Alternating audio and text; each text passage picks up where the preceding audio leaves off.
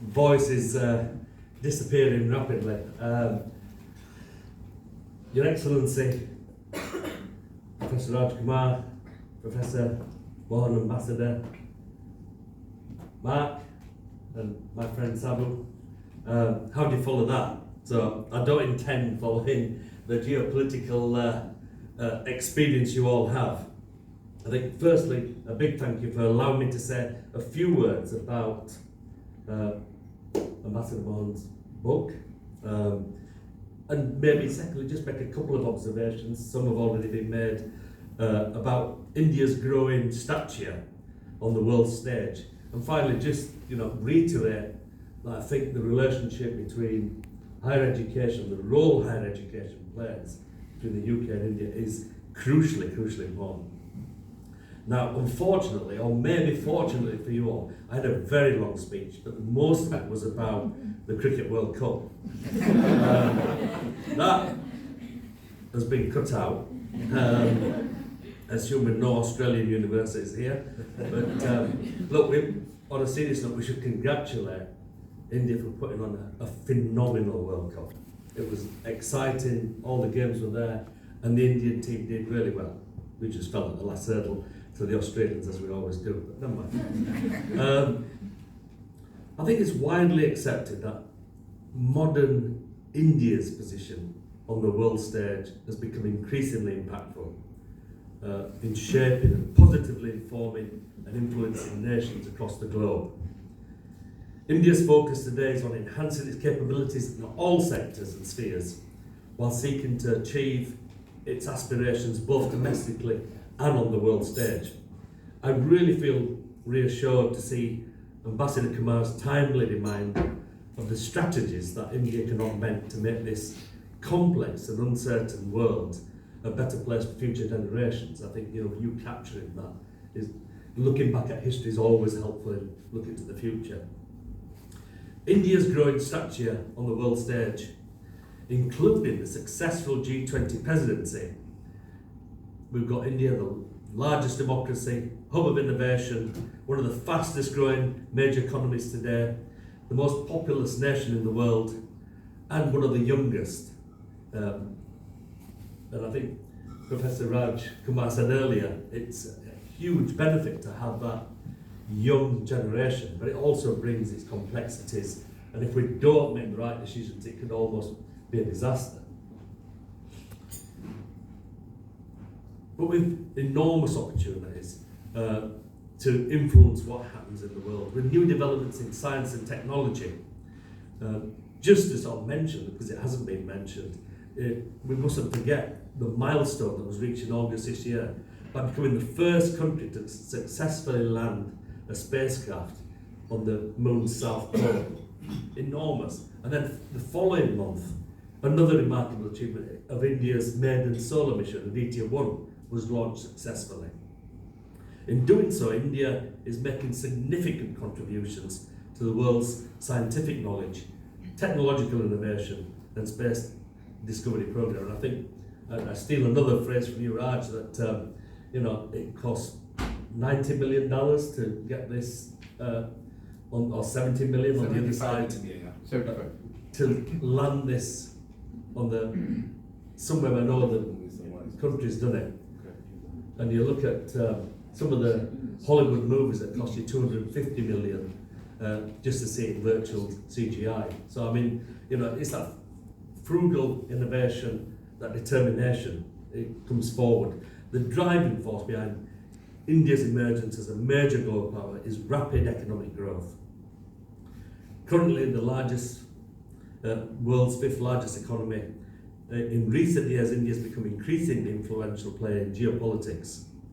The COVID-19 pandemic was a great example of working with others and playing a pivotal role in providing millions. We were the pharmacy hub of the world. So, but the G20 for me is one thing that stands out. We had over 200 meetings in over 60 Indian countries and a range of groundbreaking outcomes and partnerships. And the biggest things, India firmly put the global south at the centre of a global governance agenda, and will be remembered forever as the moment that the G20 effectively became the G21, with the addition of the African Union representing its 55 member states as a new and permanent member to the group.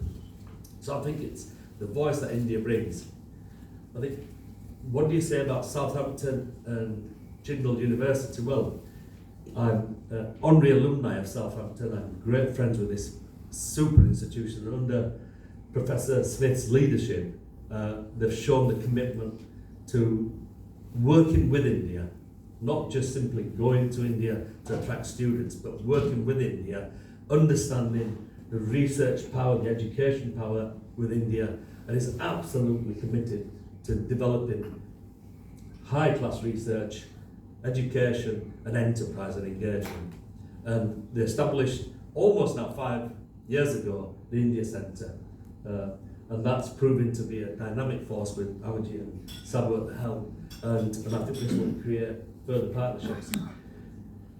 We're lucky to have a partnership with OP Jindal. I'm not sure what to say about the Jindal University, except I think when Professor Raj was talking, I thought about what the Bible says, that God created the heaven and earth in 7 days. I think if it was left to Professor Raj to mine, it would be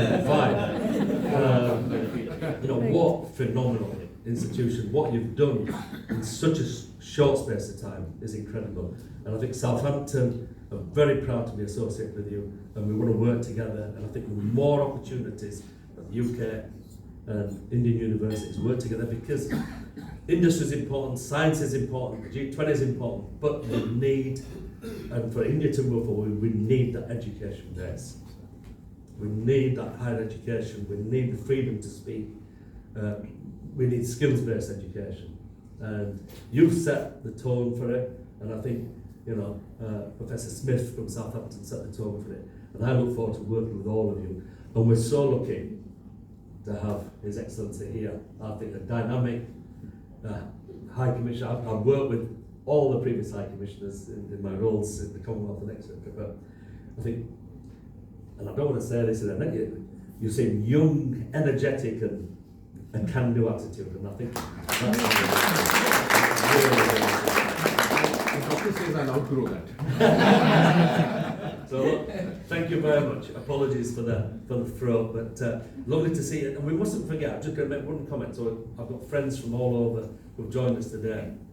We mustn't forget the India diaspora here who still contribute not only to this country, but the most successful diaspora in the world. I mean, we came here in the 50s and 60s as bus drivers, road sweepers, and now we're in the legislature making laws in a short space of time.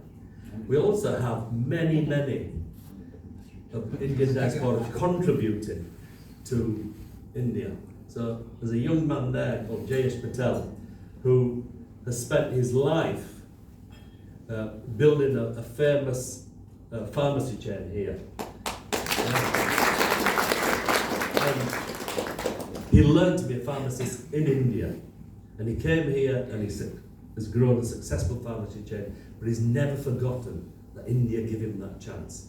And he set up a foundation called the Aware Foundation. The Aware Foundation, in the last 5 years, has helped 20,000 of the most vulnerable children in India to provide them with an education throughout their lives. We were finding children